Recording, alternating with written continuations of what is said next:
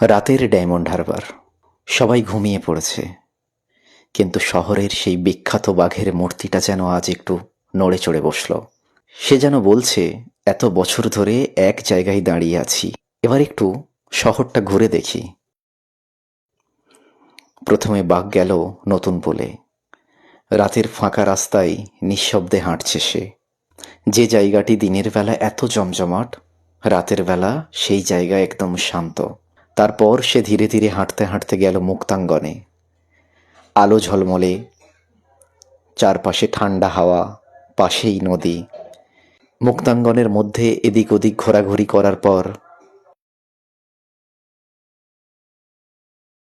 সে মুক্তাঙ্গন থেকে বেরিয়ে হাঁটতে শুরু করলো।